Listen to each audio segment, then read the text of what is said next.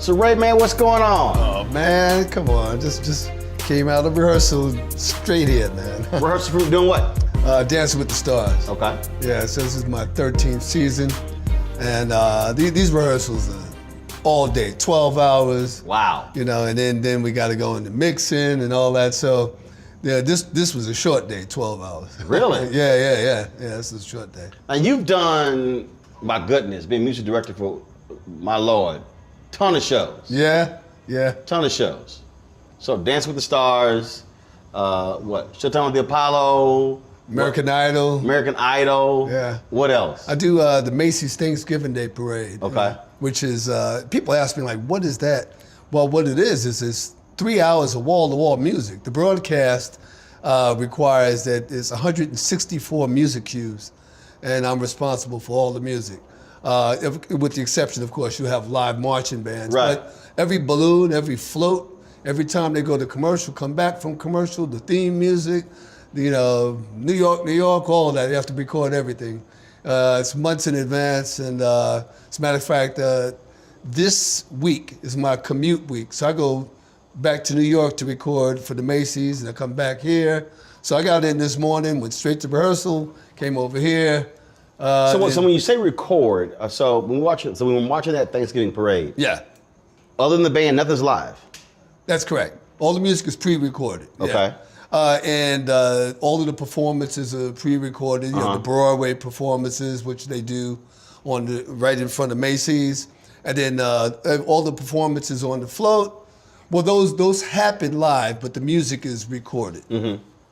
So when people hear musical director, I mean that sounds really intense.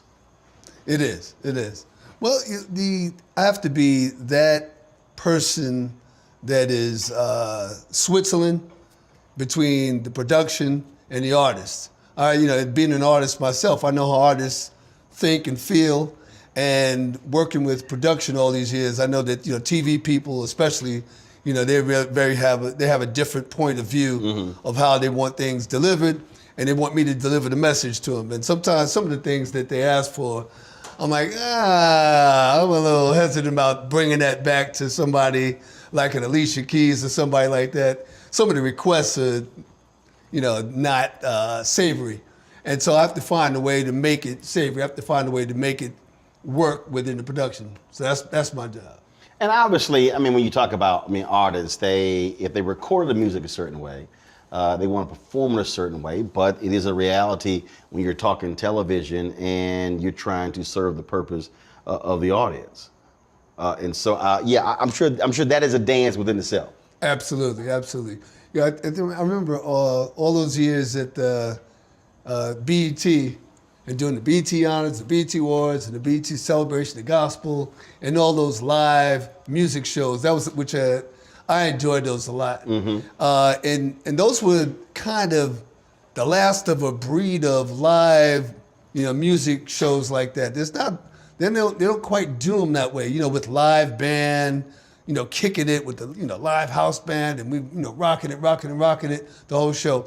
A lot of shows now kind of what I call like the prefab, like a prefab house. You put your tracks on, jump in front of them, rock a little bit, and keep it moving. And then they have a lot of production and buying them. So it's just a different breed of how they want to do television and music for television. And it keeps evolving. So I have to keep evolving with it. Mm-hmm. So when we talk about that, that idea of evolving, so what is your process? What are you? How are you studying? How are you looking at latest trends or whatever? And then are you bringing those ideas to say, hey guys, why don't we try this? Why don't we try this? So what does that entail? Yeah. Well, first thing is I have to always keep my musical ear to the pavement. What's popping, and how to incorporate some of the current trends with things that they're looking to do in the future, along with respect to, some of the traditional stuff. A lot of the current stuff is based upon traditional music. When I say traditional music, I'm talking about if you're saying R&B or something. Well, you got to think about Luther, Gladys, and Patty, and everybody that preceded, the artists today. And how do we incorporate the great artistry of those with whatever's happening today? So it just depends on who's in front of me. If I'm talking, I have a different approach with our legends. I've worked just recently with Gladys on something, and when Gladys walks into the room, it's, Miss Knight, whatever you need, and she's only going to hand select a certain number of musical directors that she would work with anyway. Mm-hmm. So if you're on that list, and I'm honored to say that she's chosen me many times, then I have to deliver her. I have to realize that she's entrusted me with this great repertoire of music and her brand, and so I have to bring it every time I do that. Now, when I have, with respect to, the newest trends and what's happening, well, there's whatever the beat is popping, and you got to make that happen. You have to find a way to incorporate it into your new walk. And sometimes it's a walk, sometimes it's a strut, and whatever it is, I have to make it happen. So you talked about being one of the select folks who are artists, but for you, do you sort of have your own list of, look, these are the folks I want for saxophone, for bass, for this, for that? Because they're going to deliver, as opposed, and how do you break somebody in new? How do you test to see if they can be a part of the team? Yeah, that's a good question. I get answer to the first one. We have over the years we've developed a great list of wonderful musicians across the country. Here in LA, there's all the top guys. A lot of us kind of share some of them, but then I have my own go-to guys and my own little crew. And then of that crew, if there's an occasion where I need to have a different sax player, then I usually have somebody. There's a long list of people that are high top professionals waiting to go. I get a lot of inquiries from people coming straight out of college. Right. And that's wonderful, and I like to give them opportunity to be seen.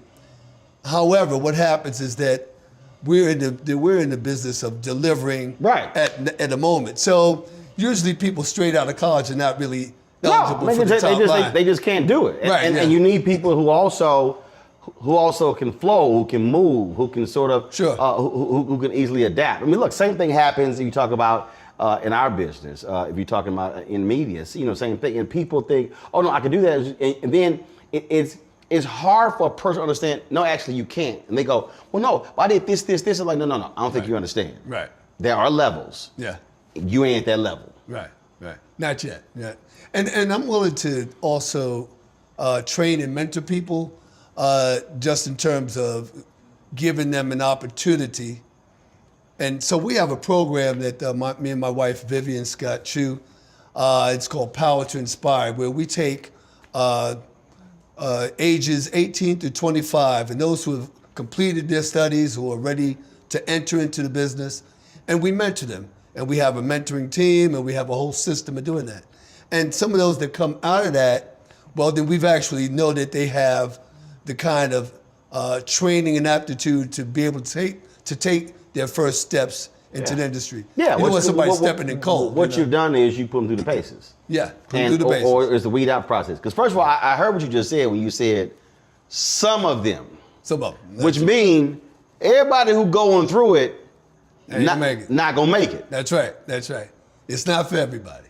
It's for the chosen few. And See, that's the thing that it's hard for a lot of people to get.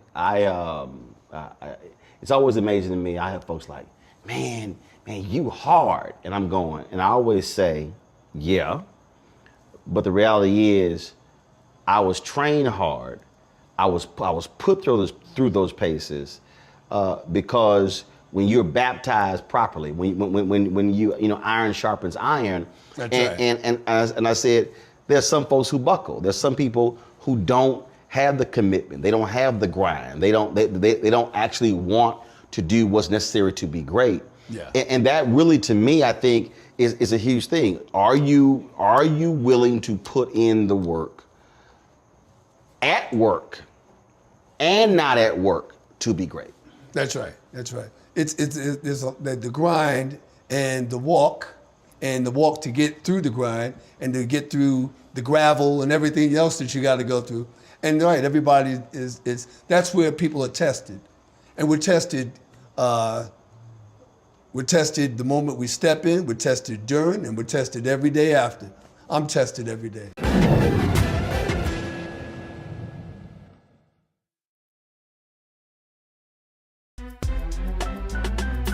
I'm Faraji Muhammad, live from LA. And this is The Culture. The Culture is a two-way conversation, you and me. We talk about the stories, politics, the good, the bad, and the downright ugly. So join our community every day at 3 p.m. Eastern and let your voice be heard. Hey, we're all in this together. So let's talk about it and see what kind of trouble we can get into. It's The Culture, weekdays at 3, only on the Black Star Network.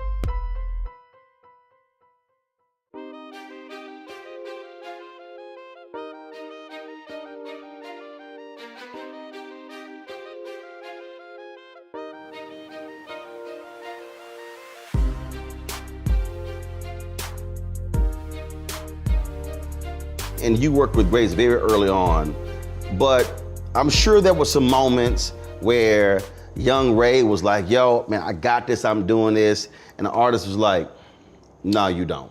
Oh yeah, I've had a few of those moments. Well, you know what, when I first started in the industry, my first gig straight out of high school was with Melba Moore.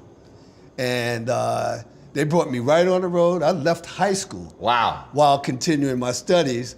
But I left high school. How old were you? I was 16. Wow, 16. So yeah, I went straight out on the road. I went to the High School of Music and Art, the LaGuardia Fame School in New York. And I was also studying at Manhattan School of Music at the same time in the prep division. So family was cool with that? My mother encouraged me. She said, I've been in music study all my life since age 5. There wasn't a day I wasn't in study. Right. So I was ready. See, the reason I say that, when I talked to Jeffrey Osborne, when the OJs came to town, something happened to the drummer and Jeffrey stepped in, and mom was like, no, you ain't going on the road with the OJs. That ain't happening. So he had to finish school. Yeah. But 16. Yeah, I was ready, and I started with Melba Moore. We won the road, and I learned a lot. I was with some I was with some guys who were older and really seasoned veterans who showed me what it was like to have to survive on the road, have to deal with all the paces, the schedule. It's a job. I mean, it's business. Yeah, and then get up there and make music and look good doing it and feel good and make your artists feel good. And so I learned a lot. And then coming out of that, I was selected to work with Nick Ashford and Valerie Simpson. And they brought me in, and they brought me into the recording industry in the New York scene during the disco days and all of that. And so it was bustling. And then I started recording albums and doing recording sessions and jingles every day, all day. I went from 0 to 100. And I was tested because you have to have your sight reading, all your skills have to be top. Mm-hmm. Sight reading, they put the music up and they give you they take a quick look and let's go. And we start recording, And if you're not up to it, they won't see you again. So I have to say I excelled at it. I loved the pressure. I loved the, pressure and stress makes a diamond, or can take somebody who's not ready for it. Pressure bust pipes. Yeah, exactly. Pressure bust, exactly. So I enjoyed that. And so what happened was that I became their music director on the road, and I was recording all their albums and doing all their sessions. So we started doing sessions and albums with Diana Ross, Gladys Knight, Patti LaBelle, Teddy Pendergrass, Shaka. And so these are all of our top artists. Right. And then I'm also working with people like Paul Simon and James Taylor. And it was very exciting. And then my first television job was Saturday Night Live during the Eddie Murphy years. So during the years that he was there, I was there. So I know I'm dating myself a little bit because that goes back. Yeah, during but the day. see, the thing is, I mean, as you were talking about, look when they put the music in front of you. The thing that I expect, music, look, is practical, is real, it's not theoretical. There's musical theory. That's right. But you gotta go play. That's right, exactly. And it's the same thing. It's the same thing in media. It's the same thing in, and it's not necessarily an industry or a career or a profession where it's really about your book knowledge and things along those lines. You know, it's really about, it's a craft. It's a skill set. Yeah. And one of the things that, and I remember years ago, there was a editor of a newspaper who said, if I had a 4.0 student with no newspaper experience, no writing experience, and he said, but I had a 2.5 who had writing experience, 4.0 don't have a shot. Now, you got parents and professors and others who hate to hear that because they're all about, no, you must excel, you know, in your class, you must, in terms of making these A's. But it is not about the A in the class. The thing is, when you hit that stage, can you produce? For us, when you go out in that field, can you produce? Right. And exactly. so that A don't mean nothing when you walk out there and something break down, something else happen, and now you got to flip that thing on the fly. So can you perform right now? That's right. And that's the thing that I tell a lot of young folks is build your skill set. That's right. Build that. That's right. And the skill set can be a combination of street skills, skills learned in the field, and also study. And it's you still got to study. It's all, right. I mean, the formal study. Right, but studying, you have to apply the studying. That's right. It's like, 'cause in my high school, they made us, we couldn't go to the studio. I went to communications high school. We couldn't go into the studio the first semester. We actually, like literally, she would not unlock the door. So we had to study all of the cables. What's a 3-pin XLR? What's this cable? What's that thing? What's an RF? Knowing all the ends and everything. I mean, every single cable. It was like understanding the glossary and the definitions. She said, because if someone shouts it out, you know what the hell they're talking about. Hey, get me a 1/8 inch to XLR, and you come back with an SDI and HDMI cable. They look at you like, right. What are you doing? And then it's gonna be like, give me somebody else, because this fool ain't got any idea. That's right. And that was a thing that was that you know, we were really trained. It's like, you know, you must know all parts of your business, so you don't get caught off guard when it's showtime. Well, we're in an industry that suffers no fools.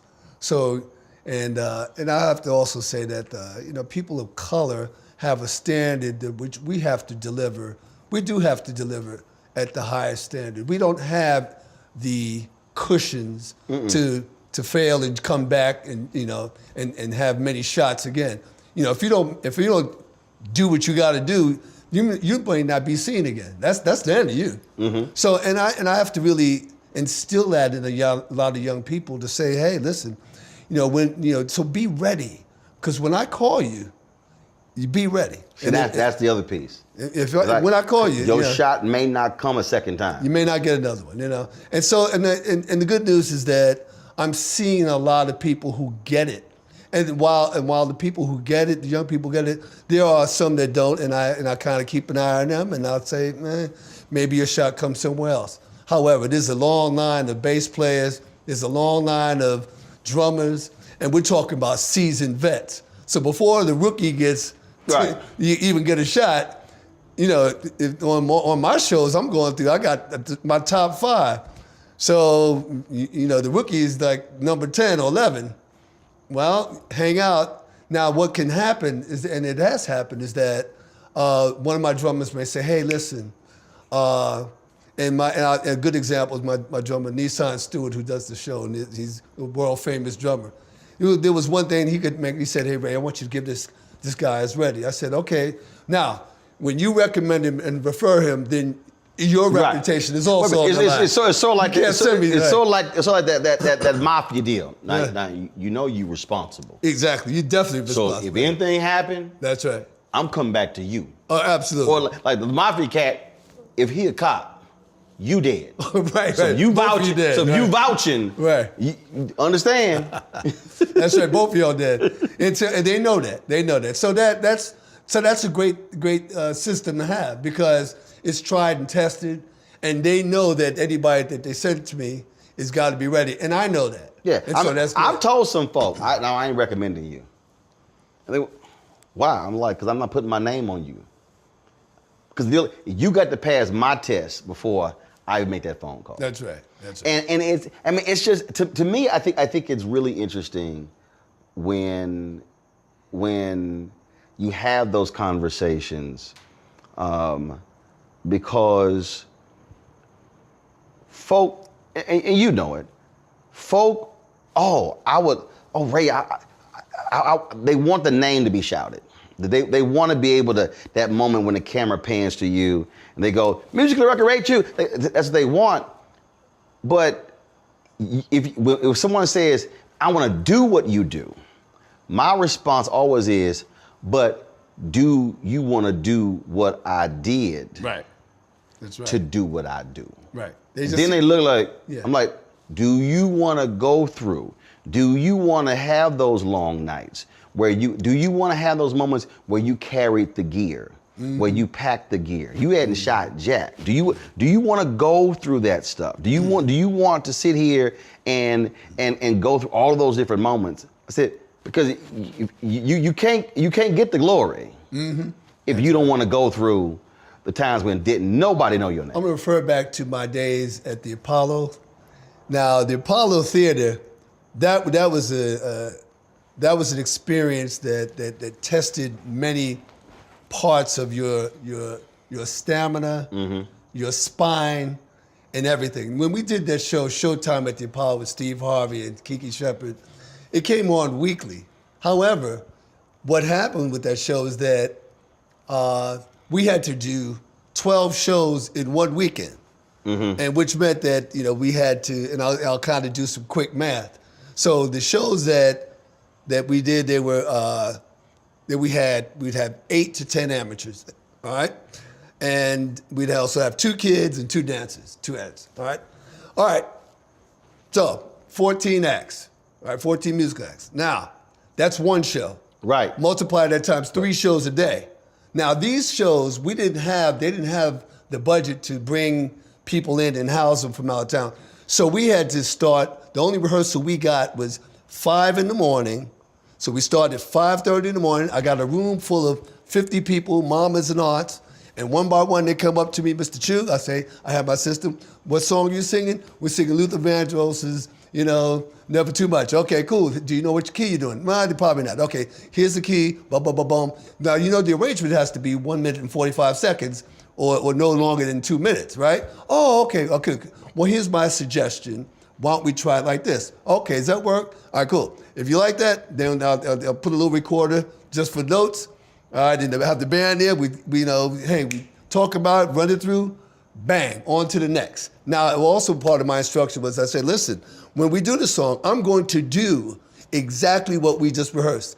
Now, sometimes they forget the music and they'll start turning around, or if the crowd starts getting them antsy. You like. Right. And they'll be looking at the band. I was like, hey.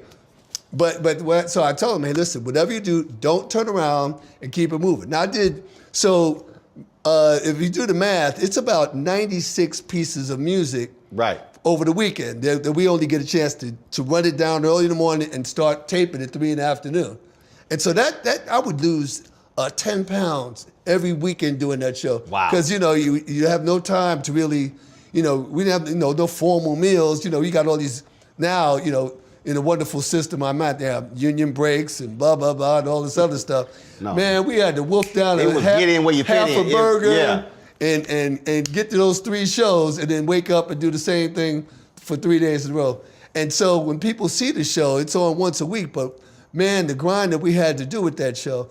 And also the standard was you have this live audience that if they thought the band wasn't doing it, they would be booing the man too.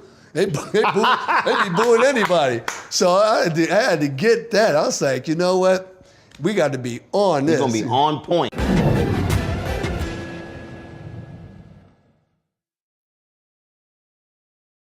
Pull up a chair, take your seat.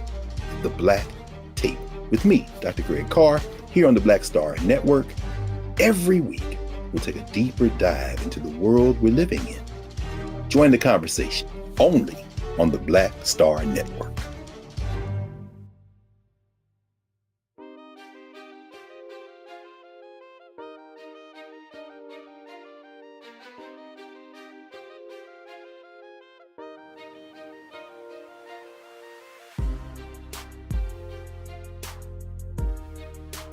You know, there'll be folks who, oh man, you know, I would love to work with you. I mean, you know, you guys are going around, you're shooting stuff, and I'm going, okay, do you understand what that means? Like, when we hit, we hit. When we hit the ground, we're going. I mean, typically, sort of like when we come out here for interviews. I still have my daily show that's 2 hours a day, all right? But I actually prefer, the goal is to do 5 interviews in a day.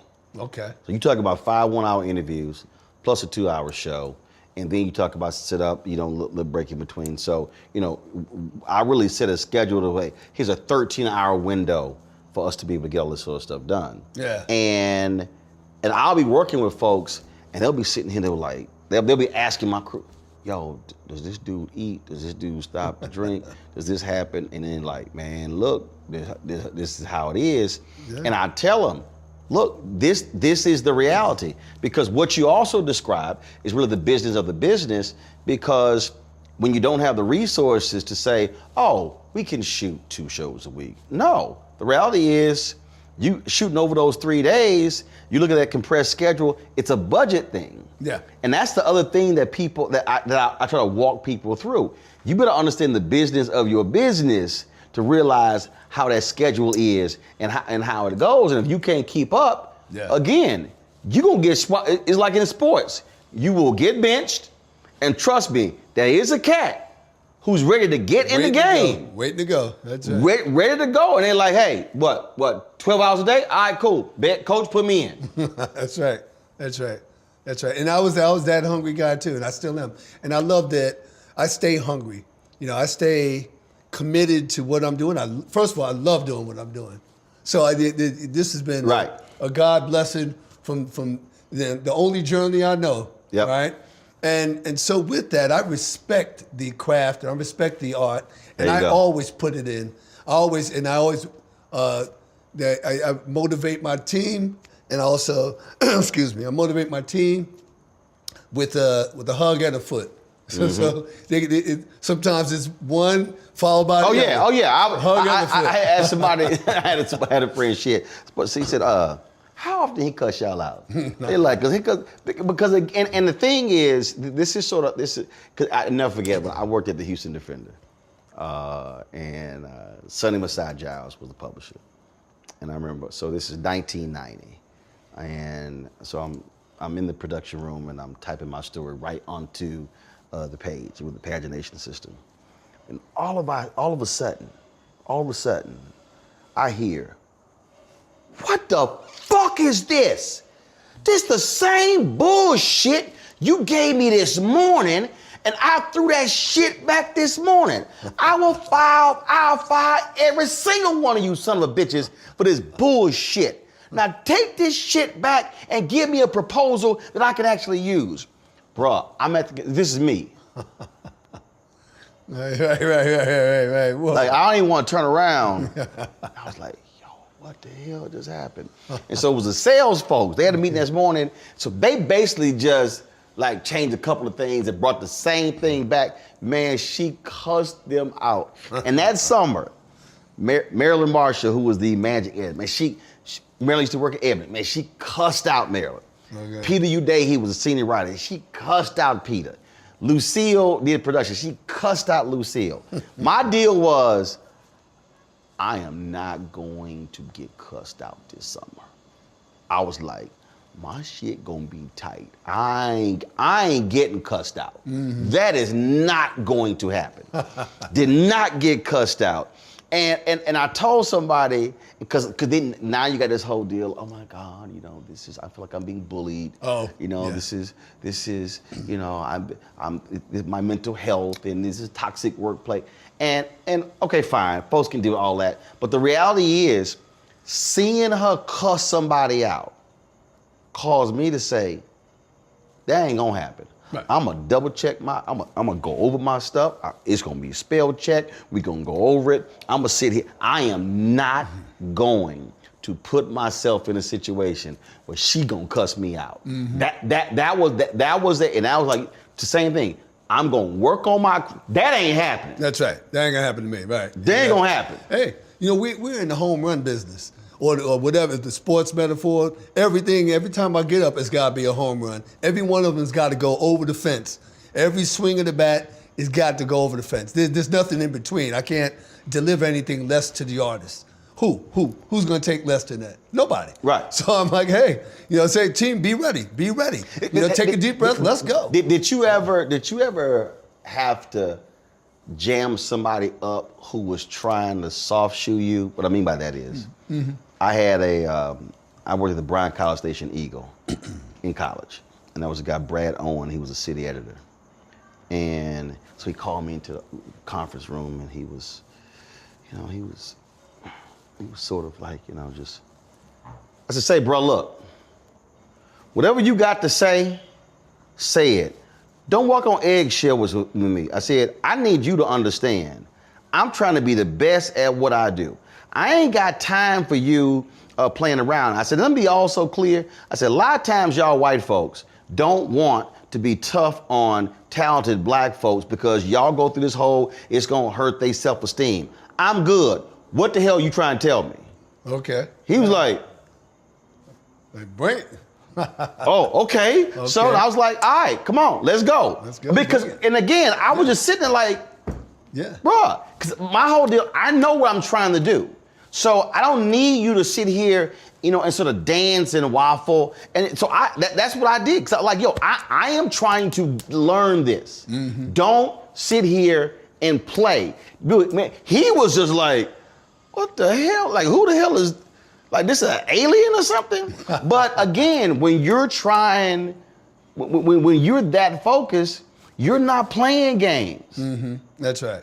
You ever had to do something like that where you're like, look, teach me. Yeah. Well, like I said, it's a business where you're tested a lot. I've had people when I was first moving into network, I've heard the question, well, does he have the temperament for, okay, but I'll say, okay, you don't even know half of what I've been through to get here, but okay. Right. I'll say, right. I'm think very ready for this. You like, you think this heavy lifting. Right, exactly. My first season in American Idol, I was like, they gave me the schedule. I was like, oh, this is wonderful. We got time to rehearse and do all this stuff. Please, because they would, oh yeah, you did that show at the Apollo. Yeah, I did. And then we liked it, but are you ready for this? So I was like, yeah, I'm ready for this. Because see, that's that whole deal. Yeah. This is the big leagues. Right. That was a little syndicated show. This is broadcast network. Yeah. Ray, you I got that at first, yeah. And then after, not only that, then I excelled through the system and did some more stuff and some specials, the Grammy Awards, this and that stuff. And then I had an agent who questioned whether he could get me into, the big time, And I was like, come on, man, give me some meetings. He was like, well, they're not gonna really accept you. I was like, come on, man, And so I had to prove to him and to prove to, a few other people. And also, you know what? Along the way, I knew I was ready. And along the way, I was like, hey, listen, this is part of, again, the grind. I'm ready for this. I'm fine with, I'll put my best work out there. You go ahead and judge it.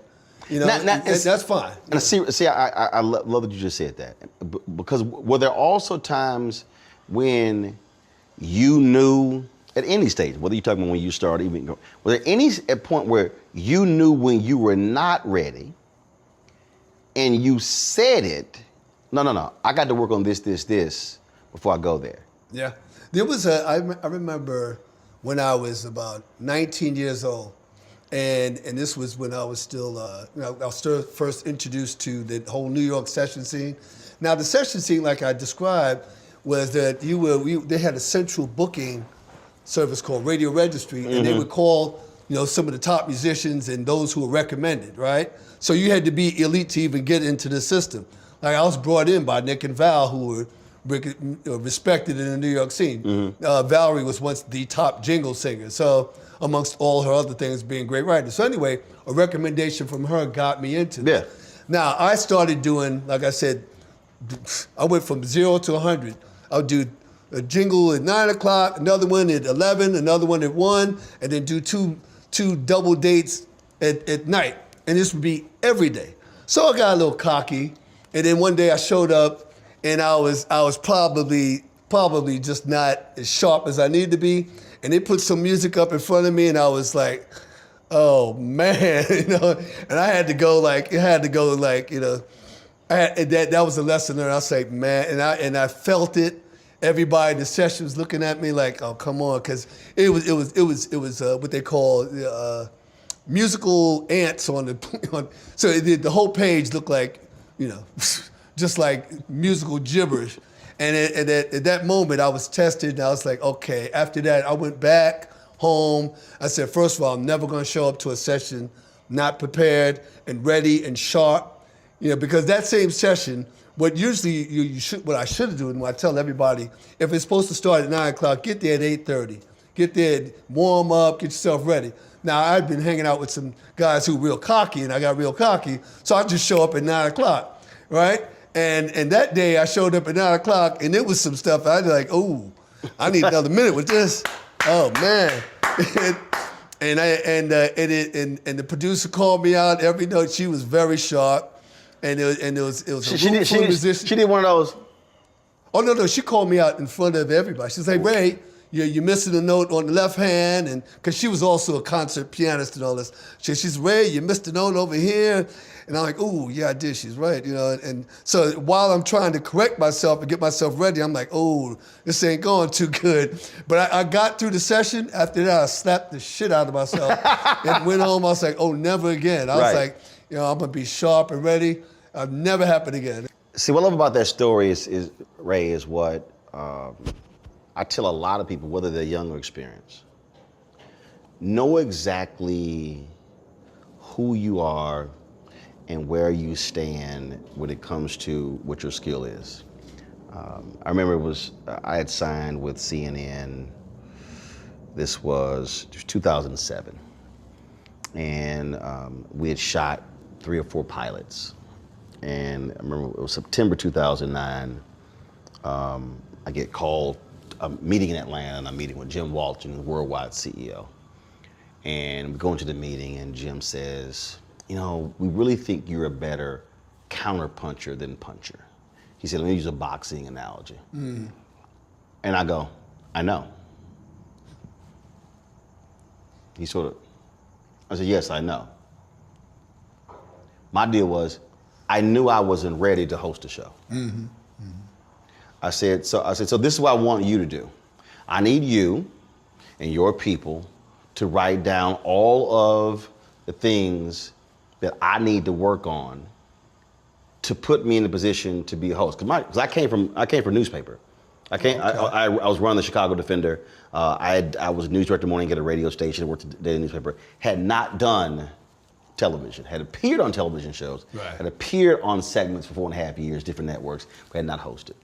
I said, so I want y'all to get together and list what I need to work on, and then I want you then to get me with one of your consultants so we can work on those things, so then I'll be ready. Mm-hmm. And after the meeting, he called my agent and he goes, that didn't go like I thought it was going to go. Okay. So I guess he thought I was going to be crestfallen and upset. Right. And my whole deal was like, I knew I wasn't ready. Okay. I'm like, so you ain't telling me nothing I don't know. Mm-hmm. And I've told a lot of folks, if you know you're not ready for the shot, and even if somebody gives you the shot, and some people thought I was crazy with this, I would rather turn it down knowing I cannot do it, mm-hmm. than to accept something I know I'm not ready for. Because if I accept it and fail, it actually might set me back further. That's right. It's really, it's being completely in tune with everything about you to know when you're ready. Fast forward, after the 2008 election, 2009, I knew I was ready to host a weekend show. And when I met with John Klein, May of 2009, and he said, no, we're not gonna launch a weekend show. I walked out of his office, wasn't even out of 100 feet. I called Jonathan Rogers, who was the CEO of TV1, because I was at TV1 as well. I said, they're not gonna give me a weekend show. Jonathan says, they're not gonna give you a weekend show. We're gonna give you, he said, we're gonna launch a weekend show. We announced it 2 months later at Essence Festival, and then July 2009, and we launched it in September. But I knew I was ready. Fast forward, did Washington Watch for 4 years. I knew in 2012, I was ready to host a daily show. Okay. But it's knowing you. That's right. And the level you're ready to jump to. Right. That's right. To thine own self be true. The biggest lie you can tell is not to other people, it's the one you tell yourself. And if you think you can fail at something, well, I understand that you want to give yourself an opportunity, but make sure you're ready to not fail. I love the wonderful phrase when they say, you practice, rehearse till you can't get it wrong. All right? You just keep doing this over and over till you can't get it wrong. Barry Switzer had one. Barry Switzer said, if we run, it wasn't the wishbone. They ran the option. Nebraska went the wishbone.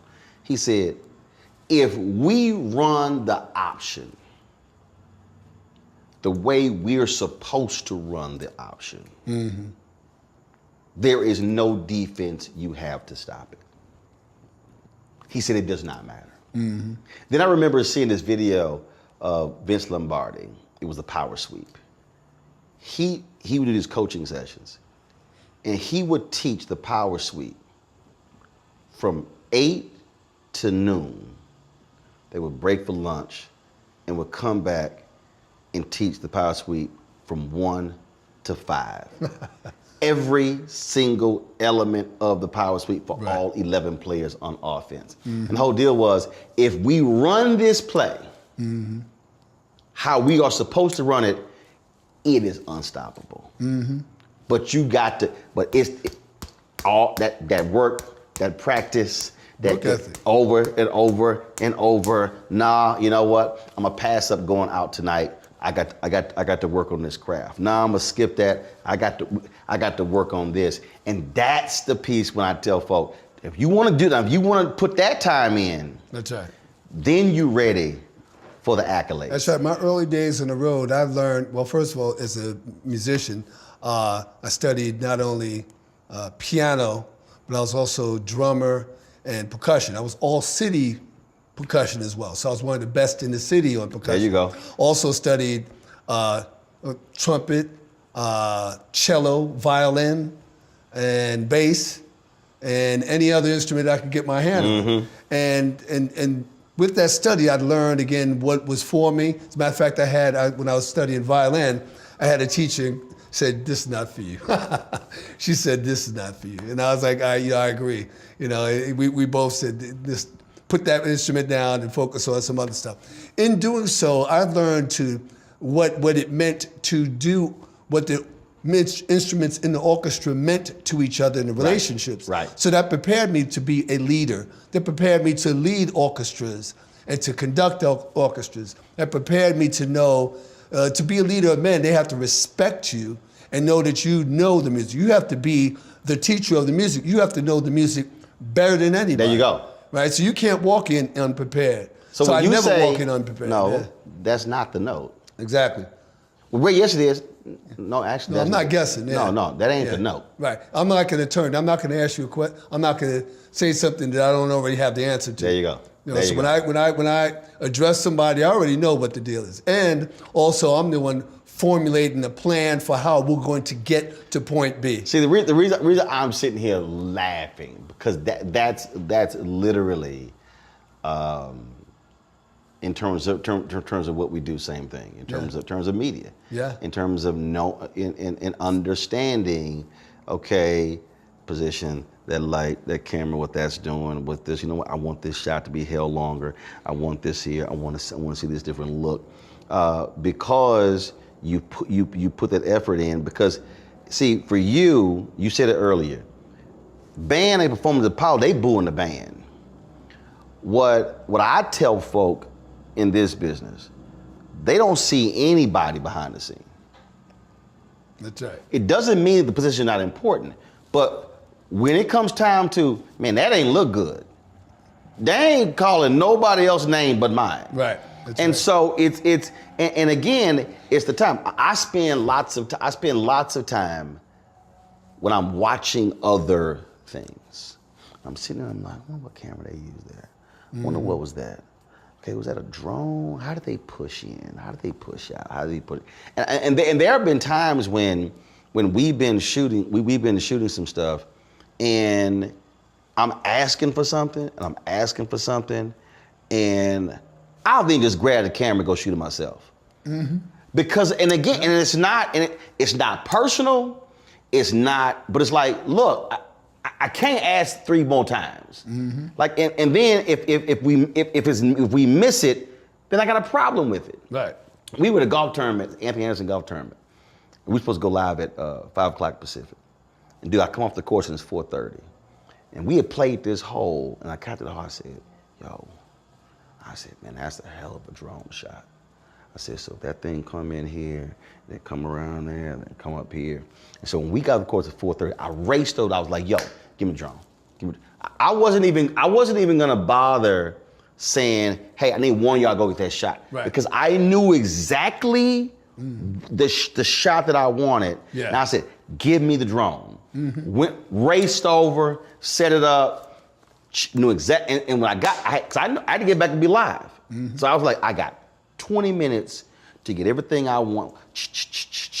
But and a lot of people can't handle that because, man, why don't you just stay in your place? Why don't you? And then it's kind of like, no, this is my place. This is my place. Somebody told me once, man, why don't you stay in your lane? I said, no. You're in a lane. This is my freeway. Mm-hmm. Mm-hmm. That's right. That's what your deal is. You like, I don't have a lane. Yeah. All these are my lanes. I'm responsible for the whole thing. Yeah. And there's not a job that I ask you to do that I can't find a way to do myself. So and that includes every job on there. And when I was on the road, I studied every job. I would go back and listen to see how the light people are doing that. So everybody's out partying. I'm going back there. I learned all about all the production. Now that all came into play when I started doing network television. By the way, we'd be on the set of American Idol, and I see something that don't look right. And I said, just went over there and changed it, something on the set, something with the sound. By the time through my first season, the producer, the director said, hey, Ray, listen, what about that thing over there? I'm like, well, I'm actually not the lighting director, but I'll go and do something about that. And the mixers, I'm sitting on stage, the guy say, hey, Ray, it doesn't sound right in the house. Well, I'm not in the house. But you know what? I'll call out there and I'll let them know what's going on. And so I started mixing the shows and doing all kinds of stuff, and it became, well, you know what? Hey, listen, this is what I bought into, and I'm not going to do less because when I see something that needs to go, I'm the kind of guy that if the something's on the floor, I'm going to pick it up and get it right. Right. And I'm not going to wait. Hey, can you get somebody to come? No, let's get it right. The whole point is to get it right.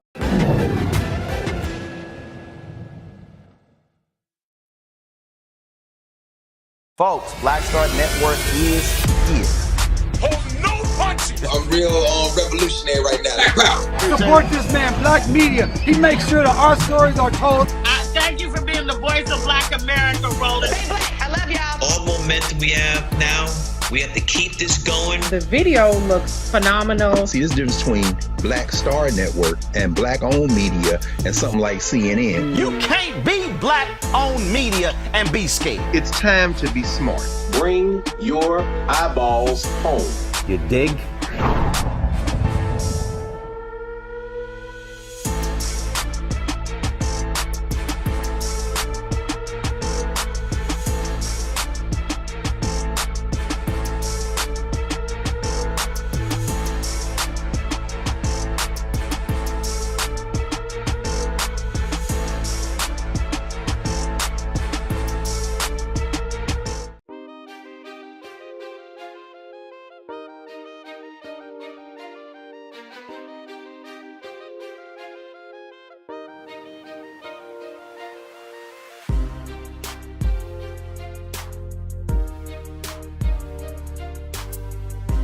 leaders don't require titles.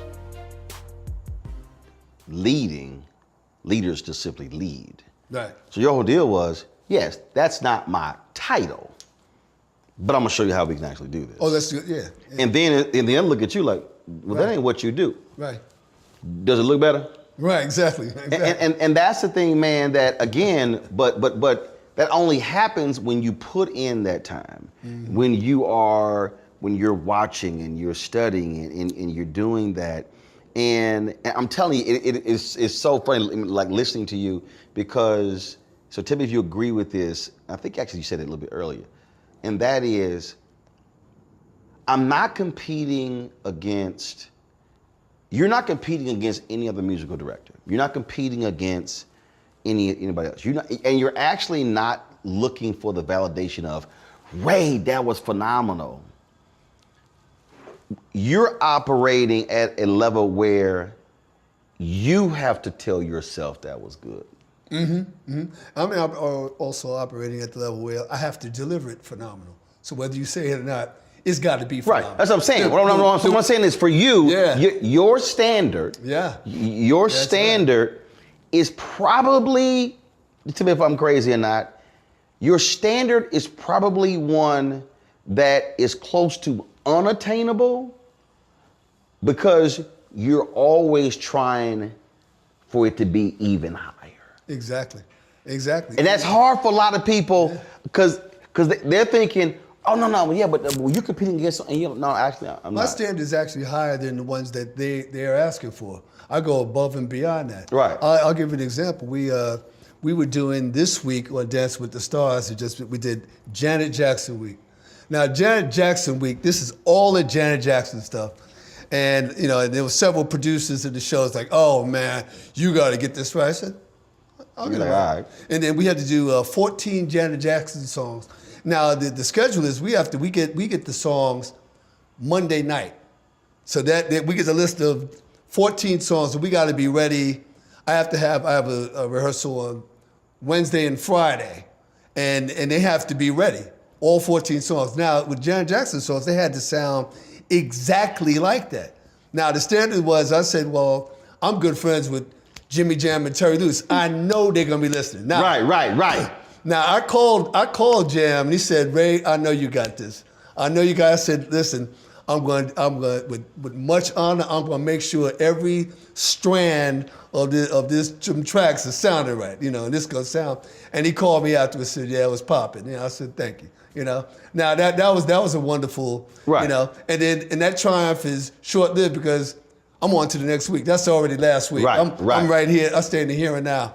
I love it, man. I love, and one of the things I do is that my personal responsibility and accountability, I put that front and center, right? Because when I see a task and I have to find a way to get there, and I employ, my team and their tools of what it is. At the end of the day, I like the art of war. If there's fault in the field, then if something's wrong, it's the fault of the general. I'm the general. If you're going to stand up and be the general, then take it, And so I keep that in mind. So that's why I have a no-fail clause in my operation. Right. And that's my own contract. That's my personal contract from me to me. All right? And so there's no way I'm going to leave. I will stay, if it's 12 hours, I'll stay another 2 or 3 hours. We're going to get this right. Right. And before I hand something in, it's going to be as right as it can be, I love music, and you are surrounded by music. But what is and luckily I can ask this, because I did some interviews with a bunch of gospel artists who were in the church, so I couldn't actually do it. We did it, but we couldn't say. I believe, I love all shit songs. I'm talking about when they come on, you just, oh shit, that's it. I don't care what mood you in. It make your face just, you throw your hands up, you start stomping. What are some of your all shit songs? Oh, when man, they come on, you just, woo. I got a bunch of them. Wow. Some Al Green and some of that stuff that touch you like that. Each one of the artists has a song like that. But there was one by by Quincy with Patty Austin. It's called "Love Me by Name." And every time I hear that, I call Patty up. I said, "Come on, you just did it to me again." You know, it goes, "Love me by name," and the way she says that and the arrangement is cold, man. I'm like, man, that's just greatness. And I appreciate greatness. And there's by Chopin, Polonaise A flat by Chopin, bum ba dum ba ba bum ba dum ba bum, and that's just as cold to me. You know, my reaction is the same. It is personal, and when I hear that in the execution of that, I'm like, ooh, that is so great, so great. I love it, you know. And so I just love excellence displayed in music because it really does something to the human spirit. See, the reason why, first of all, we talk about soul music, and the reason I'm always saying how that is so different is because it hits your soul. It does. There are some songs, I say it all the time, there's some songs that are nice songs. Ain't an all shit song. The reality is, when you play that switch, there'll never be. It just hits different. Ain't no way. When she does, when Lenny Williams hit different. Oh, when she sings that song, come on. Right. I mean, I'm talking about when you. I mean, you definitely mentioned Al Green. To me, if you listen to the OJs, if you listen to Teddy P, if you listen to Absolutely Patty, would you listen? I mean, there are just some songs that they just hit a certain. Again, I don't care what mood you're in, you gonna stop, man. You just gonna throw your hands in the air. So like that scene. Remember the scene from the Five Heartbeats? Yeah. When they were at the talent show, then they were booing them, and then Eddie came out and he grabbed the microphone and he hit that note, and his mama stood up and threw her hands up. Yeah. That's the thing, man. And so I tell people all the time. I said, when you can make that type of song that hits folk in a way, I said that's what becomes a classic. Yeah. That is what, I don't care what generation you're in, it's just gonna hit. That's right. That's right. And you're right. Aretha Franklin and people like that. Like when she sings that song, "Ain't No Way," that's like, oh, you know, ain't no way, ain't no way. It just, oh, come on, you know, it just touches you. I did a thing one night where I was comparing different songs. So and I love, because look, I played cornet in elementary school and bass baritone horn in junior high school, and so I love listening to the song, not just the lyrics, but also the beat, the instruments. And I was playing "Fool for You," and I played the CeeLo Green version and the Alice Smith version. Okay. And I was on Instagram Live one night, and I was playing it, and I said, all right, I said, I want y'all to understand. I said, I want y'all to listen. I'm always driving, playing music. I said, I want y'all to listen, and which you already know, because your wife hops on my live when I'm jamming, playing music all the time. And so I was playing it, and it was a trip, because on the CeeLo version, the downbeat of the drum, it was like a soft. On the Alice version, it was, It was like, and male voice, female voice. So I was playing it, and I said, y'all, listen to how the drummer, I said, completely changes the song and the emphasis. And for me, the Alice one just hits totally different because of not just her voice, but how the drummer, how he hits it a certain way. Yeah, that's right. That's right. Well, man, there's a lot of songs that touch me, and when so I keep my playlist. And sometimes, and I don't have a lot of idle time to listen to stuff because I'm usually listening very purposeful. Yeah. I'm preparing for you something. You working. Yeah, I'm working. But every now I got my playlist and I'll put it on and, you know, I'll grab something and I'll listen to the call. I'm like, oh, man. You know, I listen, this is Miles Davis. So Miles Davis, album called Four More with young Tony Williams. He was 17, 18 years old. Ron Carter, Miles, and Herbie Hancock, and George Coleman. And the way these guys were hitting, it was live at Lincoln Center. Oh, it is fire. It is fire. If you don't know that album, please go out and listen to it. It's fire from the beginning. They are hitting, and it's like this. When I want to get some fire, I put that thing on in the car. I'm like, okay, let's go. This ain't mellow jazz. They are kicking it. Right. And please listen to that. Four More live at Lincoln Center anyway. See, it's interesting because like before we started the interview, I was jamming Rebirth Brass Band. Oh, I love that. And that was popping. Dude, they gonna hit that thing. And man, I put the song on and it goes. And it's interesting because you mentioned Chopin. So the Crusaders, B.B. King, and oh my God, what is her name? It's killing me. She sings Streetlights. Streetlights. Oh yeah. Why I miss her name escaping me. Bobby?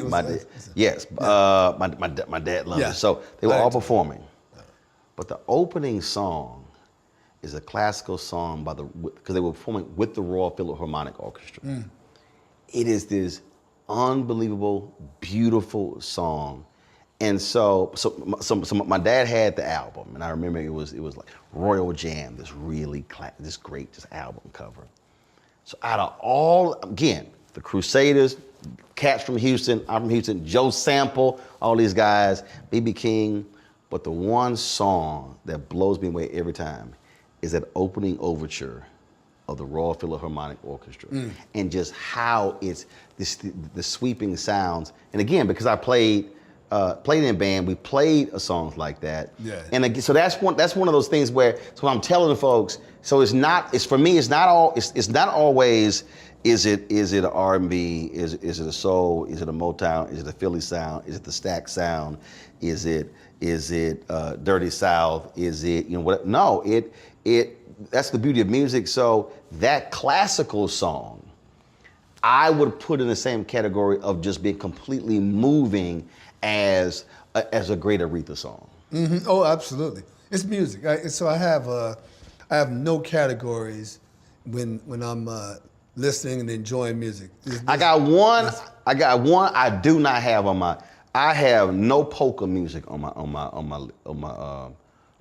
iPhone. I got everybody else. That don't make the cut. Well, you know what? Now I'll tell you what. It made a difference when I traveled, and I did a tour with a group called Gravity, and it was 7 tubas, and we did a jazz, and we were playing jazz. But however, we went through all the countryside, places you never even heard of, through Germany, Italy, and France, and we would play these little towns where the towns of only 50, 70 people. And people would, we'd stay in people's homes. And then we got to Poland. And we started, and there was this polka band. And they was in there, and I felt the same way about the line dancing, because they was in there. I was like, oh, okay. Oh, this is what the feel is. Because if you just hearing it over the radio, right, it sounded like bunka bunka. But when I was in the room with them, I was like, oh, okay. It had me getting up and doing the dance. I was like, hey, all right, now I get it.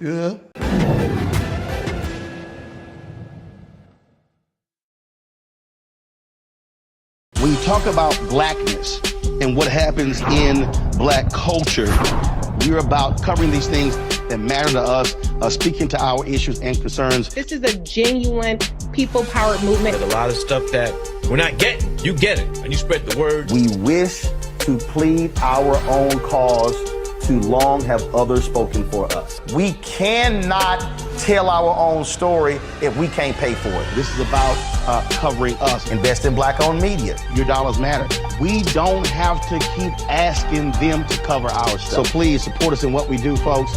We want to hit 2,000 people, $50 this month, raise $100,000. We're behind 100,000, so we want to hit that. Y'all money makes this possible.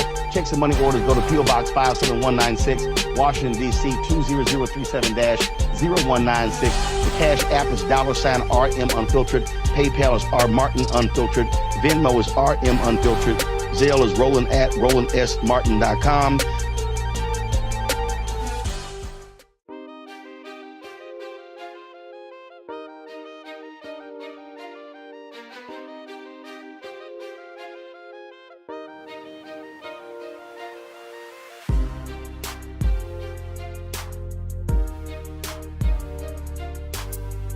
Because you traveled, do you think that for a lot of Americans, not really understanding the musical influences worldwide, and do you want folks here not to be stuck with that one musical genre, but to understand that there's literally a world of sound? Yeah, I think that the more that people get to experience music of the world, because the world has experienced our music, and our music has now influenced everything. There's every kind of hip hop represented in every country of the world. Kurt Carr told me there's a dude they call in Japan Lil Kurt Carr. Okay. Does not speak English, but knows the words to every Kurt Carr song. Yeah. That's right. They're killing the guys. When I say killing in a good way, in Korea, they are wrecking it. You know what I mean? We have there's a Korean gospel group that you would swear was like straight out of, anywhere, Compton or whatever. I was like, they got it all down. And the bands, so they studied it, and the good news is that they appreciate it from the heart, all right? Got it. And they didn't just try to cut and paste and do a replication of it. When you hear it, they're like, oh no, these boys is putting it down, all right? And so I enjoyed that, and I enjoyed that our music, that we've been ambassadors to the entire world and been able to gift this to them. And there are wonderful gems that come from other countries, the Middle East. The beat that we've now enjoyed, and I'll kind of give you that boom, boom, bap, boom, boom, bap. That beat has been around for generations and centuries. That's not a new beat. Right. But it's the world beat now. Right. That's in everything. It's been through the Caribbean, it's come out, it's in hip hop, boom, boom, bap, boom, boom, right? And there's some kind of representation. That beat goes back to the Middle East and the Mediterranean and that whole experience there, because that when you hear the music and the drums, I was like, wait, they was doing that, centuries ago. Yeah, that same beat, and that's wonderful to know. It's wonderful to know that also the music of Africa and the origin of the drum has permeated, the entire world. Are you surprised how Afro beats all of us has just really blown up? Because in the past 4 or 5 years, even when I've gone to parties and clubs, it's not just one song being played. It's, before someone might play it in a room, be like, man, what the DJ playing? Now it plays, then a room just erupts to another level. Oh yeah, they take off with that. All of a sudden, because now they've come to know that beat. Oh, okay. So sometimes it's how you introduce it to people. Sometimes you want to introduce a new food. Well, a new flavor, a new seasoning. Well, maybe you got to find a way to, who's ever serving it or what restaurant you're going in. It just depends. So we're the servers here. I'm gonna serve you a new dish. We're gonna serve you some Afrobeat, but you may not be able to take it the way we originally planned. Right. So let's find another way to present that dish. You're so busy arranging to other people's music. When do you create your own? Well, that is, I create every time I do something. So every time, like for instance, I was just given a task this evening, and they said, we want you to come up with this wonderful opening, and we need about 25 seconds worth of, voluptuous music for this scene we're doing, And I was like, okay. So, and then that's where I can employ my creativity and, come up with, I'm glad I've been empowered to do so and I've been entrusted to do so. And so that, my creativity comes into play like that. I've had several albums under my own name, and I listened to them. I'm like, that was pretty good. That was pretty good. So there's some things I'd like to do differently, but and they weren't bestsellers by no means. But that's not the measure of success for me, or the only measure of success. But what it also says is that the reality is when we talk about the music industry, there is no one thing to do. Just like in ministry, you can be successful in ministry and never step foot behind the pulpit. Right. That's right. Because it's so broad and vast. And so my job, and I recognize, where my walk is, just like you were saying, hey, you got to kind of know who you are. That's right. So, who I am is if you do something if you're robbing a bank for 20 years, then you're a bank robber. I don't care what you, right. I didn't mean to do that, and I was trying to fit, but you're a bank robber, So I've been doing music directing for TV for over 30 years, all right? That's what you do. That's what I do. Now, I do that, and I do other things, and I do music for film, I do music for this, and then of course, live, I've been doing that all my life, and I'll get up there and rock the show, and I have my own little thing, they call me in, and we did the music of Stevie Wonder at the San Diego Symphony, and we sold the place out. And I was like, hey, I'm looking at 10,000 people. Y'all came to see me? Hey, let's do this. Two questions. We got there and rocked that. Yeah. 2 questions. What have you always wanted to do that you've yet to do? I want to score Star Wars. That's what I haven't done, and I've yet to do that. And I'm still, and I'm not just waiting around. I'm working on the craft. See now, one of my wonderful desires is because I studied Quincy so much, and he did 40-something films, and that was I was like, ooh, I just want to really get in and dig my teeth into wonderful film like that, and it could be heavy drama, whatever it is. So the opportunities that I've been seeking. It's not like I'm waiting around to do it. So I just take a piece of film and score to it. Also work with some young film directors and hey, you want some music? I'm gonna go ahead and score to this, and then this is all in preparation for Star Wars. Okay. Because it's coming. Okay. Last question, and it's not meant for it to be a competition, but it sort of is. If you mentioned the 10,000. So let's say opportunity presents itself for a musical director, for the lack of a better phrase, versus the opportunity to be in front of an audience. And I'm gonna do me, I'm gonna do you, completely in the moment, completely we're going at it one-on-one. Who would you love to have across that stage? And it's Ray Chu versus so-and-so.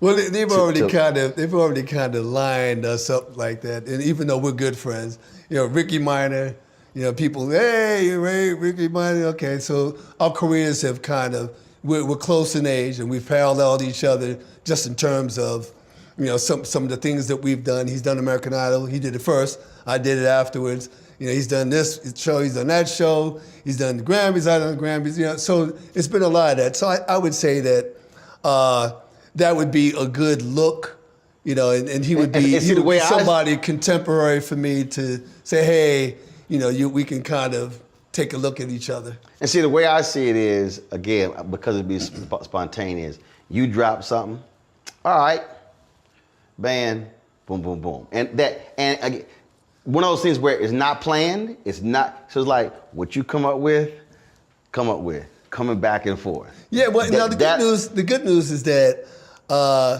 we have both have our own different approaches and flavorings.